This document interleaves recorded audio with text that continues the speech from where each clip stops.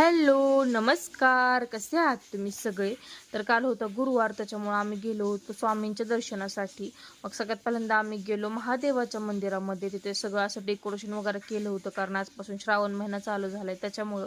मग महादेवाचं दर्शन घेतलं आणि मग आम्ही गेलो स्वामींच्या मंदिरामध्ये. तिथे स्वामींचं दर्शन केलं आणि मग आम्ही जाता जाता गेलो होतो मंडईमध्ये, कारण आमच्या मम्मीला काहीतरी घ्यायचं होतं मंडईमधून. मग मंडईमध्ये गेलो होतो सकाळ सकाळ. मग तिथून काय काय गोष्टी घेतल्या आणि मग आम्ही घरी जायला निघालो. जाताना मग आम्ही कपड्याच्या शॉपमध्ये गेलो होतो, कारण मला घरी वापरण्यासाठी पॅन्ट वगैरे बघायच्या होत्या. मग त्यासाठी आम्ही कपड्याच्या शॉपमध्ये गेलो. तिथे जरा एक दोन पॅन्ट आवडल्या, मग त्या घेतल्या आम्ही त्यांच्याकडून. आणि घेतल्यानंतर मग आम्ही घरी जायला निघालो, मम्मी आणि मी. मग घरी गेल्यानंतर ना आमच्या मम्मीचा होता गुरुवार, त्याच्यामुळे मग मम्मीसाठी मी इथं बनवत होते खिचडी वगैरे बनवली. सगळी घरातली कामं वगैरे आवरून घेतली आणि मग संध्याकाळी येणं उपवास सोडण्यासाठी मी बनवत होते कोथिंबीरीची वडी.